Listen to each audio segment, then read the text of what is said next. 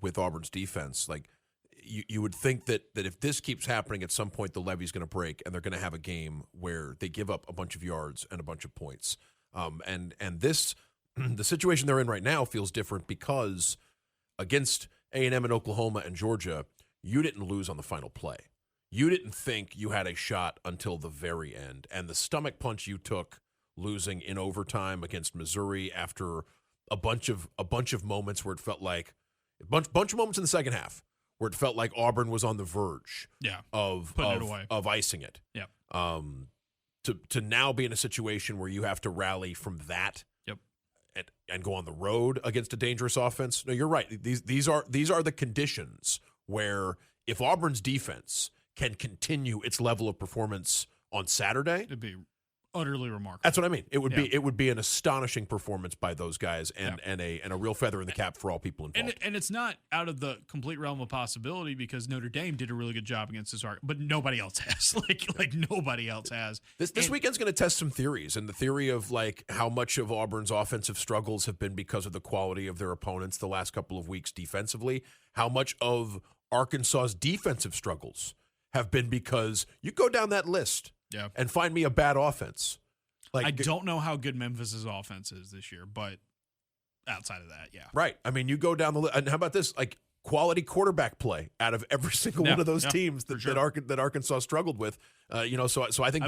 I will say I don't know how good Memphis's offense is considering they just lost to UAB.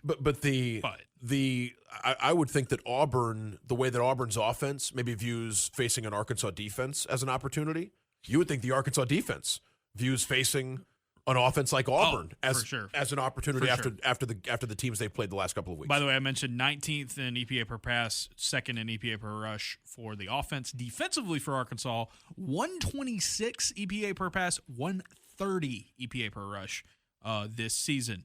And it's again before we get into our observer force for both sides from both of us, I should say. The thing I think you have to go in here is Arkansas's got a ton of motivation, at least internally, on the offensive side. Like, this coaching staff's fighting and swinging and scrapping at this point because at the end of it, they might get this job permanently. Meanwhile, Auburn's having to scrap and claw and fight to survive at this point. And this is I don't want to say this is an existential type of crisis game for Auburn, but it could be. It could be because, they've lost close. And it didn't make sense, logically, to make a move after these losses, even though they compound on each other.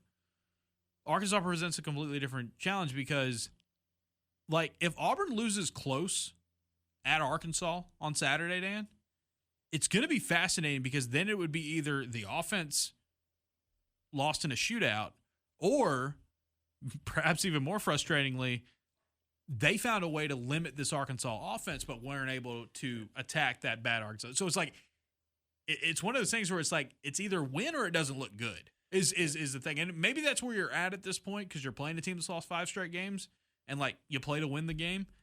But it's hard to come out of this game, in my mind's eye and say, what's a loss for Auburn that feels fine or okay or not like everybody gets nuts, angry at it inside the fan base. And I can't figure one out, especially considering